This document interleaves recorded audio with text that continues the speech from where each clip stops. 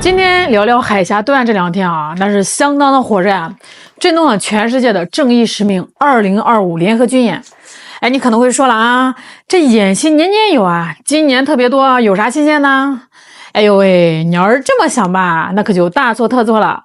这次演习吧，它跟以往那可是大不相同的呀。如果说以前是敲山震虎，那这一回啊，那就是直接拿着大棒子往老虎的鼻子上怼了。往常演习吧，他怎么着也得先发个通告啊，就是画个禁航区，意思是我要练练拳脚了啊，闲杂人等闪开，这叫礼数，也叫规矩。但是这回呢，嘿，没跟任何人打招呼啊。咱们东部战区啊，那是真正的人狠话不多呀，陆军、海军、空军、火箭军啊，这叫什么？这叫全家福呀。这就跟咱们过年吃的那个全家福一样，一股脑全端出来了。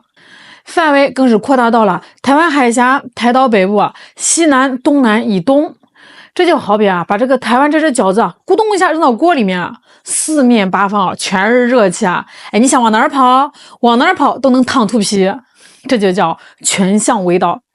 以前吧，这个岛内那帮搞分裂的台独啊，心里面吧还有点侥幸的心理，他们觉得解放军演习嘛，就是那几套啊，我都摸透了。就在演习的前一天，岛内呢有个所谓的名嘴说：“哎呀，大家放心了啊，对岸就是吓唬吓唬人，他们不敢越雷池一步的，那是实力不够，咱们有这个海峡天险，怕什么呢？”话音刚落啊，解放军的大巴掌就直接扇过来了。这次演习最大的特点就是一个字儿：进。以前那帮伪军不是吹牛吗？说什么只要解放军进入12海里线，我一定第一枪开火，一定反击。那个调门高的啊，不知道还以为他是奥特曼呢。这次啊，咱们东部战区啊，直接给你划到了5海里之内啊。各位，5海里是个什么概念啊？咱这么说吧啊，哎，你要是站在咱那个军舰的船头，手里面不用拿个望远镜啊，你肉眼就能看见岸上那个骑摩托的阿伯穿的什么颜色的背心儿，哎，你就能看见那个便利店的招牌是红的还是绿的。东部战区啊，还特意发了个微视频啊，那个名字起的呀，哎呦喂，太有文化了，太浪漫了啊，叫这么近那么美，随时到台北。哎，你听听这个词儿啊，你就在我的舷窗下，你就在我的箭手前。这话啊，咱们听起来啊，那是两岸一家亲的深情呼唤啊，那是想去看这个日月潭，尝尝凤梨酥的愿望。但是吧，在这个赖清德那帮人听来啊，那就是黑白无常贴在脑门上的催命符呀，随时到台北。翻译成大白话就是啊，我想来就来，想走就走，也就是一脚油门的事儿。哎，你那个破大门啊，对我来说就是个空气。那说到这儿呢，我得跟你聊聊这次最绝的一招。这一招吧，简直是杀人诛心。央视高调公布了一段画面啊，那是咱们无人机拍的，时间呢是凌晨夜深人静的时候，咱们的无人机啊是悄无声息，就像一只幽灵一样飞临了台北101大厦。画面里啊，那个曾经被他们引以为傲的地标建筑啊，那个闪着灯光的高楼啊，就在咱们无人机的眼皮子底下清清楚楚啊，连这个楼顶那个尖啊都看的是真真的。各位，这个事吧，咱们得细琢磨啊。首先，101大厦在哪儿？那是台北市中心啊，离那个所谓的伪总统府啊，直线距离不到4公里。这就意味着，咱们的无人机既能悠哉悠哉的给这个101大厦拍个定妆照，那咱们的导弹啦，咱们的炸弹啊，就能精准的砸到伪总统府的办公桌上，甚至能砸进赖清德喝水那个茶杯里。其次呢，最可怕是什么呢？是没反应。海外呢有不少的军事发烧友啊，通过那个航迹软件分析发现，那天晚上吧，不光是无人机，解放军的隐身战机啊，实际上也是穿岛而过，从这头进去呢，从那头出来，如入无人之境。结果呢，岛上那是静悄悄的呀，防空警报没响，战机没起飞啊，这就说明了2个问题啊。第一，他们的雷达可能根本就没看见。咱们的隐身技术啊，电子干扰技术啊，直接把他们的眼睛给蒙上了，把耳朵给堵上了。还是第二了，就算他们看见了，他们也是装作没看见。为什么呢？不敢呀！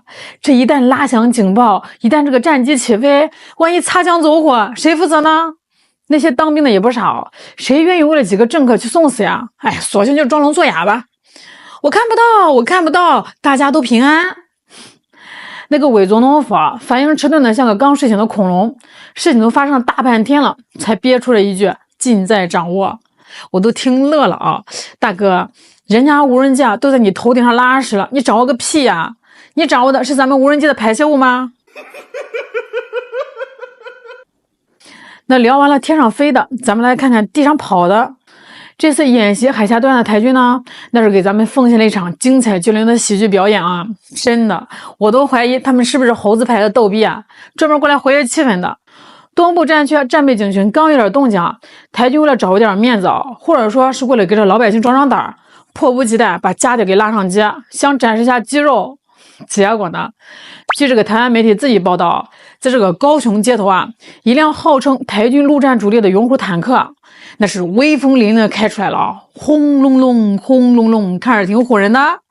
结果还没有巡逻半个小时，这只老虎突然就不行了，就在大马路上众目睽睽之下屁股后面突然冒出了滚滚白烟。现场的台湾老百姓都吓坏了，一开始还以为哇，这是国军搞的烟雾弹演习吗？这么逼真。事后台军方那个解释能把人给笑出发财纹来。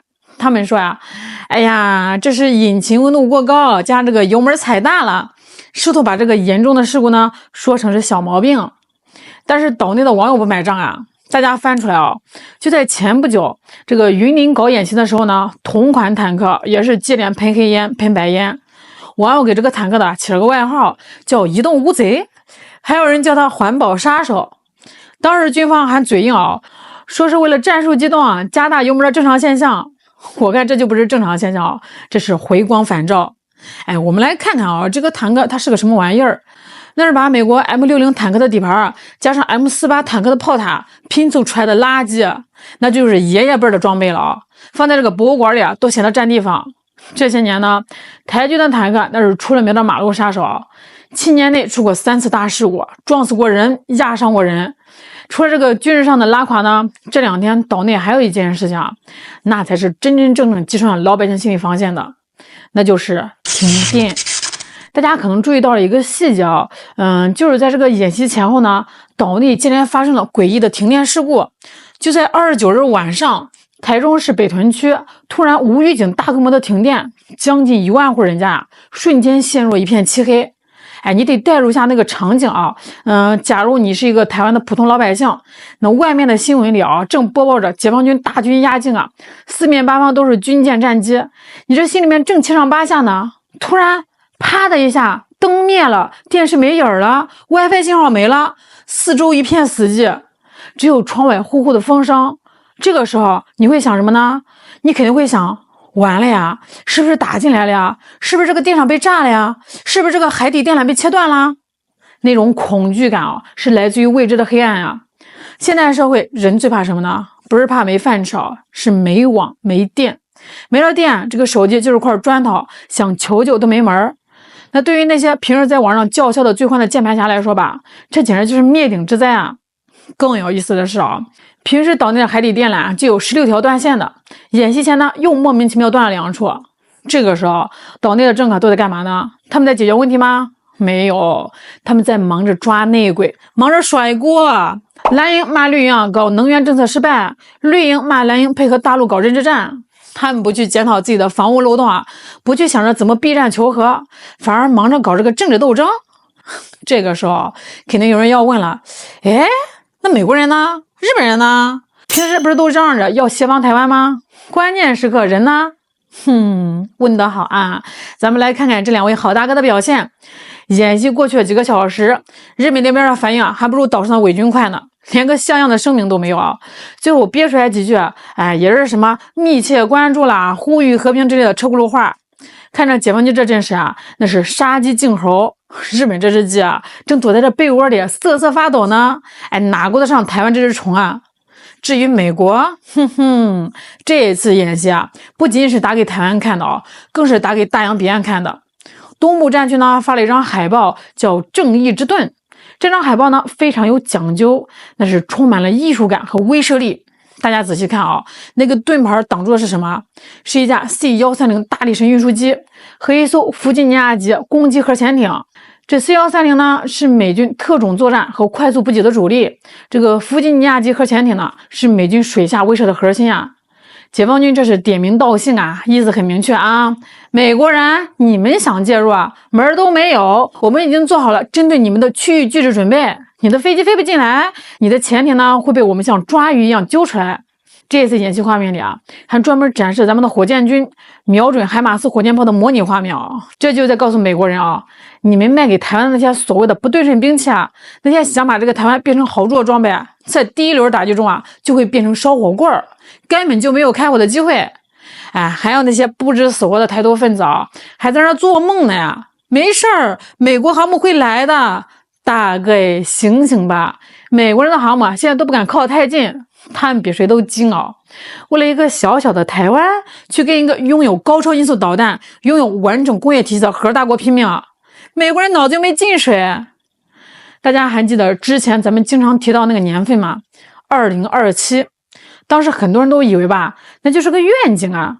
但是你看看这次正义使命2025演习的精确度啊、掌控力啊，这哪儿是演习啊？这就是一次全要素、全流程的预演啊！那个2027绝不是画饼啊，而是有着坚定的决心和清晰的倒计时。这次演习吧，还有一个特点，就是突然。以往吧，这个岛内啊，通过美国那边的情报渠道，多多少少能收到点风声。哎呀，这个解放军啊，大概几号要演习，规模多大？然后呢，他们就提前摆摆样子啊，假装自己尽在掌握。但是这一次呢，彻底懵了呀！如此大规模的陆海空核联合行动啊，岛内视线那是毫无察觉，就连他们奉为天眼的美国主责卫星，居然也没有及时预警。这就说明咱们的电子战能力啊，伪装欺骗能力已经到了炉火纯青的地步啊！我们能在他的眼皮子底下调动千军万马，他们却以为啊我们在那儿甚至没起床。这种突如其来的行动才是最让对手绝望的。最后吧，我想跟这个岛内的同胞，还有那些执迷不悟的政客说几句掏心窝子的话啊。如果你们还看不懂这个信号，还要继续做那个台独大梦，还要跟着几个跳梁小丑往这火坑里跳，那么下次飞过海峡的可能就不仅仅是演习的战机了，下次冒烟的可能就不仅仅是那辆倒霉的坦克了。咱们老百姓啊，就盼望着那一天，到时候呢，咱们坐上高铁去台北，吃着火锅，唱着歌，那是何等的痛快啊！好啦，今天就给大家聊到这儿啦。看着解放军这雷霆万钧的行动啊，我心里面就2个字儿：解气。明天啊就是2026年啦，祝大家新年快乐！我是肖兰，咱们下期再见。